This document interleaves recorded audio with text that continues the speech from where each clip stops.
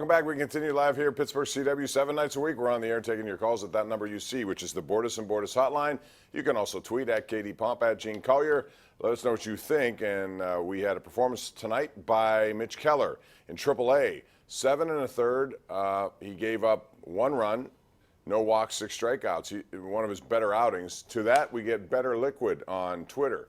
And he says, this is Glasnow all over again. Who do we blame? Searage? Well, first of all, I think it's too early to blame anyone for anything because he has only been up here twice. We started 3 games. Right, and he's a guy who you got to just see. I think he has too much good potential.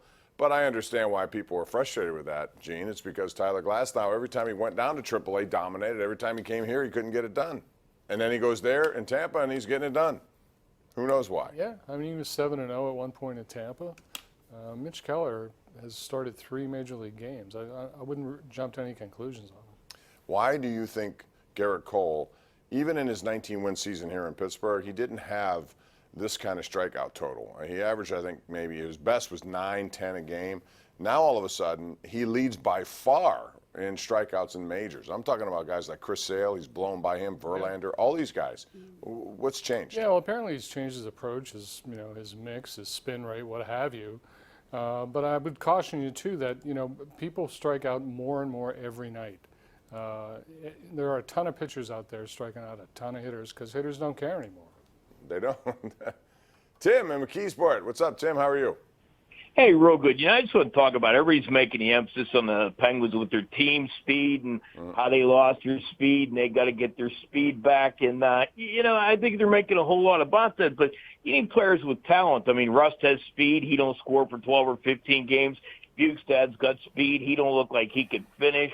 They want to get that defenseman that can make that first pass out of the zone. But a lot of teams won in the playoffs this year by making a turnover in a neutral zone and counterattacking with speed. I mean, the idea of Crosby and Malkin in their 30s. So the idea of reborn with speed, I just think they should do something with talent and maybe even get more heart players in there, people with character that want to give 100% every night. And the speed thing is, I just don't think they're going to bring that back. All right, Gene, your take. Thanks.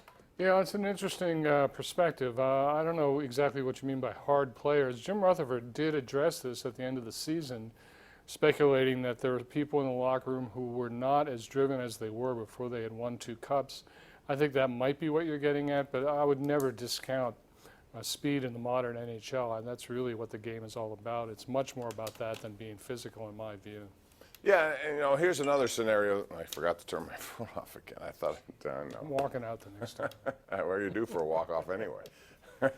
So, how about this scenario? The Penguins aren't as badass as some people think. Yeah. I mean, they're still a very talented team that is 2 years removed from winning twice in a row, and a third year was only because they ran into the Capitals in the playoffs, and that team ultimately won. 2 months ago, the night of April 10th, whenever that was, it seems like 4 years ago, but when the playoffs started, the Penguins were considered to have as good a chance as anybody at winning the Cup. Now, here we are 2 months later, and they're a complete disaster. I don't understand it. But the same thing applies to Tampa Bay. They're still a very good roster. Absolutely. They got swept in the first round. They're going to keep everyone. I just think when you add Bukestad for a whole year, Jared McCann, they brought in Dominic Cahoon, and they may add another, all of a sudden you do have some fresh blood there, guys who haven't won, who may want to win.